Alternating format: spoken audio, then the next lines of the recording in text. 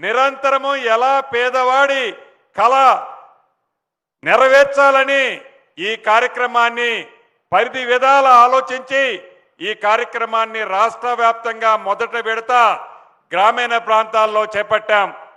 పట్టణ ప్రాంతాల్లో మొన్న బోనాల పండుగ రోజు గౌరవ ముఖ్యమంత్రి గారు సహచర మంత్రులు మొదట విడత 1,00,000 ఇళ్లు కట్టి తీరాల్సిందే. అది కూడా ఆనాటి ప్రబుద్ధులు పేదవాడు హైదరాబాదు అభివృద్ధిలో ఉండొద్దని, అంటరాని వాడిగా పేదోడిని చూడాలని ఆనాటి దొరల ఆలోచనలకి భిన్నంగా ఎకరము 100 కోట్లుండని 200 కోట్లుండని పేదవాడి ఒంట్లో ఉన్నది రక్తమే, ధనికుల ఒంట్లో ఉన్నది రక్తమే, పేదవాడి ఆత్మ గౌరవానికి 200 కోట్లు ఎకరమున్న స్థలంలోనైనా కట్టిద్దామని గౌరవ ముఖ్యమంత్రి రేవంత్ రెడ్డి గారి ఆలోచనలకు అనుగుణంగా ప్రతి నియోజకవర్గాన్ని యూనిట్గా తీసుకొని, అది జూబ్లీ హిల్స్ కానివ్వండి, పలకనామా ప్యాలెస్ కానివ్వండి, ఈ కుకటపల్లిలో కూడా చూస్తున్నారు ఎంత అద్భుతమైన టవర్లు ఉన్నాయో, వాటిని ఆనుకొని ఉండే విధంగా పేదవాడి కొళ్ళ ఇల్లు ఇందిరమ్మ టవర్స్ ద్వారా ఇవ్వాలని మొదట విడత 16 నియోజకవర్గాల్లో భూములు ఏవైతే ప్రభుత్వ భూములు ఉన్నాయో, గవర్నమెంట్కి డబ్బు అవసరమే, వేలం ద్వారా డబ్బు వస్తే మంచిగానే ఉంటుంది, కానీ దానికంటే పేదవాడి ఆత్మ గౌరవాన్ని ఈ ప్రభుత్వం, ఆనాటి ప్రభుత్వం తాకట్టు పెట్టింది. మనం తాకట్టు పెట్టద్దు. పేదవాడు కాలరు ఎగరేసే విధంగా అదే జూబ్లీ హిల్స్ లో, అదే పల్కనామా ప్యాలెస్ లో, ఇదే కుకటపల్లి కోర్ ఏరియాలో కూడా నిర్మించే కార్యక్రమాన్ని ఇంతకు ముందే గౌరవ ముఖ్యమంత్రి రేవంత్ రెడ్డి గారి చేతుల మీదుగా శంకుస్థాపన చేసుకున్నాం. బోనాల రోజు అనౌన్స్ చేశాం. మళ్ళీ బోనాల నాటికి అయ్యా ముఖ్యమంత్రి గారు, మళ్ళీ బోనాల నాటికి ఈ 16 గాని 20 నియోజకవర్గాల్లో ఇదే టవర్ల నుంచి మీరు బోనాలు పండగ చేసే విధంగా ఈ ప్రభుత్వం వడిగా ఈ ఇళ్లు కట్టి మీకు ఇవ్వటం జరుగుద్ది. ఇందిరమ్మ ప్రభుత్వం అస్తమంటేనే హైదరాబాద్ ప్రజలకే కాదు రాష్ట్ర ప్రజలానికి నేస్తం. ఇందిరమ్మ ప్రభుత్వంలో ఒక మాట అన్నదంటే తల తాకట్టు పెట్టైనా ఆ మాటను నెరవేరుస్తాం.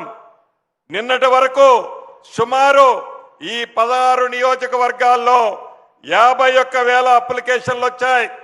రేపు ఎల్లుండి కూడా ఉంది. ఈ అప్లికేషన్ల కార్యక్రమం అయిపోయిన తర్వాత పారదర్శకంగా శ్రీనివాసరెడ్డి గారికి తెలిసిన వ్యక్తి గాని, గౌరవ ముఖ్యమంత్రి గారికి తెలిసిన వ్యక్తి గాని, ఇన్ఛార్జి మంత్రిగా శ్రీధర్ బాబు గారు దగ్గర మనిషి అయినా కూడా పారదర్శకంగా మీ అందరి ముందే 200 కోట్లు ఎకరం చేసే ప్రదేశంలో ఏవైతే టవర్లు కడుతున్నామో డ్రా ద్వారా మీ కళ్ళ ముందే డ్రా తీస్తాం.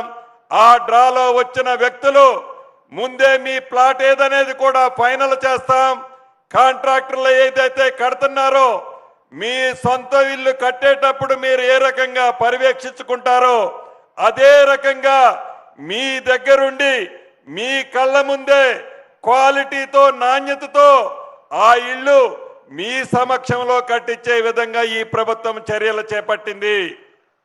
ఇక్కడ ఏ రకమైన అవకతవకలు, లాలూచీలు ఉండవు. కానీ 10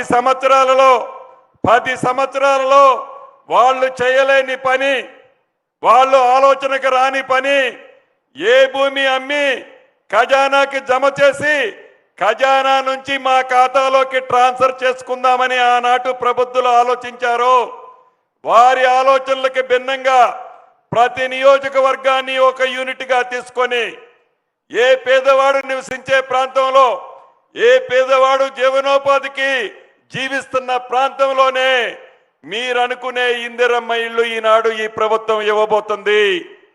ఇదేదో ఒకసారి ఇచ్చి అయిపోయింది అనేది కాదు. 1,00,000 ఇళ్ళు అనేది మొదట ఇచ్చే కార్యక్రమం, మొదట నిర్మించే కార్యక్రమం. ఇది నిరంతరము జరిగే ప్రక్రియ. చివరి పేదవాడి వరకు నీది ఏ కులమని అడగం, నీది ఏ మతమని అడగం. నీవు ఇల్లిస్తే నా పార్టీకి ఓటేస్తామా అని కూడా అడగం. కానీ చిత్తశుద్ధితో పేదవాడి ముఖంలో చిరునవ్వు చూడాలని, పేదవాడిని కూడా ఒక మనిషిలా గౌరవించాలని ఈ ప్రభుత్వం ఆలోచనతో ఈ టవర్లు ఇస్తుందో తప్పకుండా పెద్దక్క ఈ ప్రభుత్వాన్ని మనస్ఫూర్తిగా వచ్చిన తర్వాత దీవించి తీరుద్ది. ఆ నమ్మకము ఆ విశ్వాసము మా ప్రభుత్వానికి ఉంది.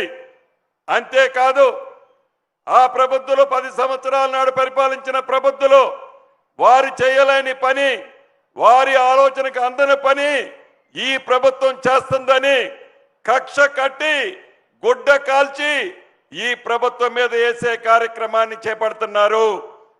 గౌరవ ముఖ్యమంత్రి గారి అనుమతితో గతంలో చెప్పాను, మళ్ళీ అదే రిపీట్ చేస్తున్నాను.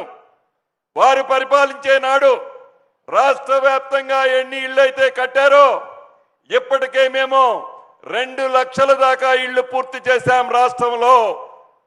ఈ హైదరాబాద్ పట్టణంలో కానీ గ్రామీణ ప్రాంతంలో కానీ ఆనాటి 10 సంవత్సరాల్లో కట్టిన ఇళ్ల కంటే ఈ 2.5 సంవత్సరాల్లో కట్టబోయే ఇళ్ళు ఎక్కువ ఉంటేనే రాబోయే అసెంబ్లీలో నేను పోటీ చేస్తానని ఆనాటి మంత్రికి ఛాలెంజ్ చేసిరాను.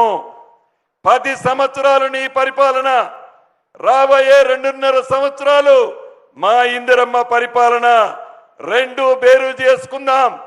ఇందిరమ్మ ఇళ్లలోనే బేరు చేసుకుందాం. ఏదైతే నువ్విచ్చిన ఇళ్ల కంటే డబుల్ ఇస్తేనే త్రిబుల్ ఇస్తేనే నేను శాసనసభ్యుడిగా పోటీ చేస్తాను. ఇచ్చినట్లయితే నీవు శాసనసభ్యుడిగా పోటీ చేయకుండా ఆగుతావా అని ఆనాటి ట్విట్టర్ కింగ్ను నేను ఛాలెంజ్ చేసిరాను. కానీ దానికి స్పందన లేదు. సొల్లు పురాణం, సొల్లు కథలు. ఈ ప్రభుత్వం చిత్తశుద్ధి ఉంది. ఈ ప్రభుత్వానికి నిజాయితీ ఉంది. ఈ ప్రభుత్వానికి పేదడి కష్టమేంటో తెలిసిన ప్రభుత్వం. ఇంతే కాదు, ఒక్క ఇందిరమ్మ ఇళ్లే కాదు, అనేక సంక్షేమ కార్యక్రమాలు. ఆనాటి ప్రభుత్వం ఏదైనా అరాకొరా మంచి పని చేస్తే దాన్ని చేస్తూ అనేక కొత్త కార్యక్రమాలు ఈ ప్రభుత్వంలో పేదింటికి ఇస్తున్నాం. ఆనాడు వారికి ఆలోచనలు రాని అన్నిటినీ ఈ ప్రజా ప్రభుత్వం ఇందిరమ్మ రాజ్యంలో గౌరవ ముఖ్యమంత్రి రేవంత్ రెడ్డి గారి నాయకత్వంలో పేదింటి గుమ్మానికి పంపిస్తున్నాం. అది ప్రజా రాజ్యం అంటే పేదవాడి చిరునవ్వే ఈ ప్రభుత్వ లక్ష్యం తప్ప ఈ ప్రభుత్వానికి రెండో ఆలోచన లేనే లేదు. ఇందాక గౌరవ స్థానిక శాసనసభ్యులు చెప్పారు, గాంధీ గారు చెప్పారు, 2222A ఏవో మావి నిషేధిత జాబితాలో ఉన్నాయని. అవి ప్రభుత్వ భూములు కాకపోతే, ప్రభుత్వంతో ఏ రకమైన లిటిగేషన్ లేకపోతే, రేపు కానీ ఎల్లుండి కానీ వాటన్నిటినీ అటువంటి ఉంటే తప్పకుండా ఆ నిషేధిత జాబితాలో నుంచి తీస్తామని కూడా ఈ వేదిక ద్వారా ప్రతి ఒక్క పౌరుడికి తెలియజేసుకుంటూ మరొక్కసారి మీ అందరికీ శుభాకాంక్షలు తెలుపుతూ సెలవు తీసుకుంటున్నాను. గృహ నిర్మాణ, సమాచార, పౌర సంబంధాలు, రెవెన్యూ శాఖ మంత్రులకు ధన్యవాదాలు. ఆనరబుల్ సీఎం గారు వందలు కాదు వేల మందికి ఉద్యోగ నియామక పత్రాలు ఇచ్చినప్పుడు ఒక వాక్యం అన్నారు. అది యువతకి అలా ఎప్పుడు హృదయంలో నాటుకునేలాగా, ఉద్యోగం అంటే వేతన లబ్ధి చేకూర్చే వ్యాపకం కాదు, అది సేవతో కూడిన భావోద్వేగమని. ఇల్లంటే కూడా ఒక భౌతిక నిర్మాణం కాదు, ప్రేమలు బంధాలు అల్లుకున్న పొదరిల్లు అని. మరి ఏ రంగాన్నైనా ప్యూర్ హార్ట్తో మరింత క్యూర్ చేసి స్ట్రెంథెన్ చేయాలి అనుకుంటే ఆ దృఢ సంకల్పానికి రేరెస్ట్ ఆఫ్ ద రేర్ ఆశీస్సులు అందిస్తాడు భగవంతుడు.